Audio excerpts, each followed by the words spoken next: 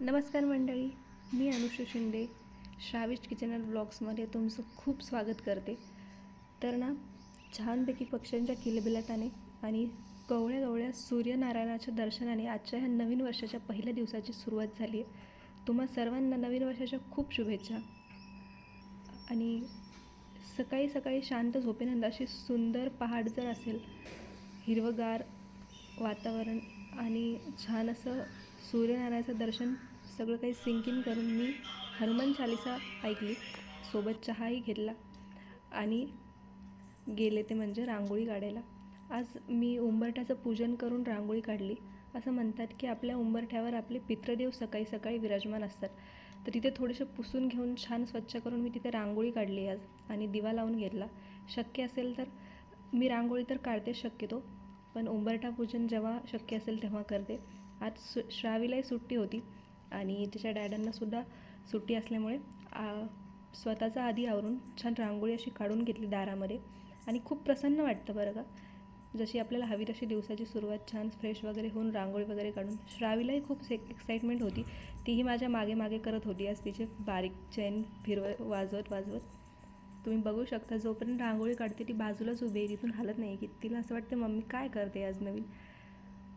तर त्यानंतर असा विचार केला की आज गॅलरीमध्ये ना झाडांच्या अवतीभोवती भरपूर पसारा झालेला होता.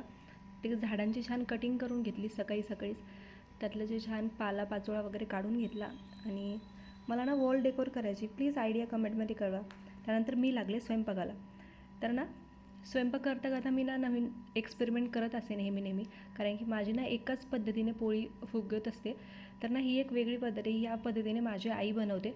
तर एकावर एक लाटी ठेवून त्याची लाटी बनवून त्याची पोळी लाटायची. या पद्धतीने माझी पोळी नेहमी फुगते.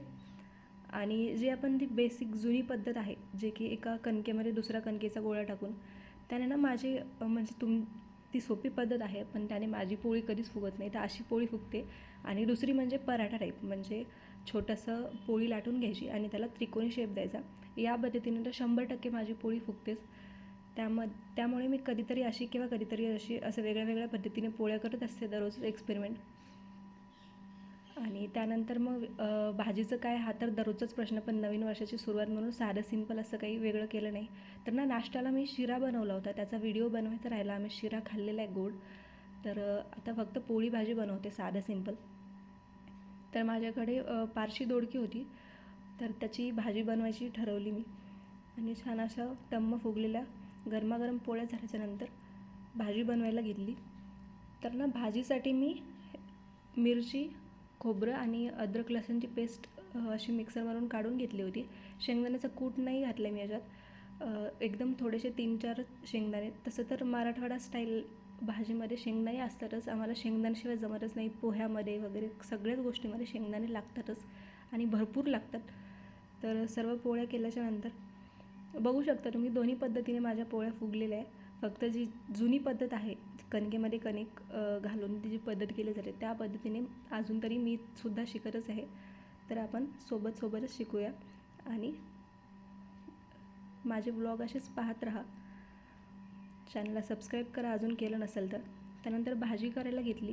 बाजूच्या गॅसवर शेंगदाणे भाजायला ठेवलेले आहेत. नेहमी आठवड्याभराचा शेंगदाण्याचा कूट काढून ठेवायचा विचार आहे. तर साईड बाय साईडच सगळं चालू आहे. मस्तपैकी मोहरी, जिरं आणि लसणाची तडका दिलेला आहे. त्यानंतर त्यात कढीपत्ता टाकला आहे आणि आपण जे कूट काढून घेतला होता तो टाकून घेतला आहे भाजीसोबतच.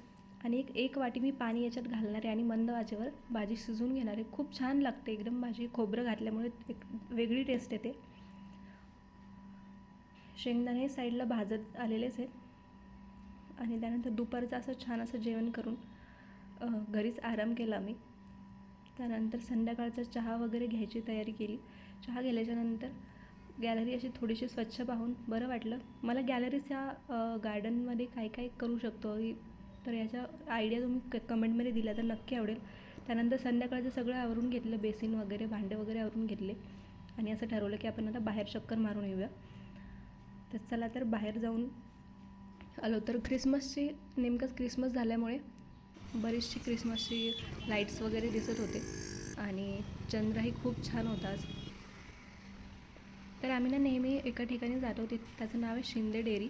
आणि तिथे ना खूप छान भन्नाट गोड पदार्थ म्हणा किंवा तुम्ही पंजाबी स्टाईल स्नॅक्स वगैरे ॲटम आणि दुधाचे जे ॲटम आहेत ते खूप छान भेटतात.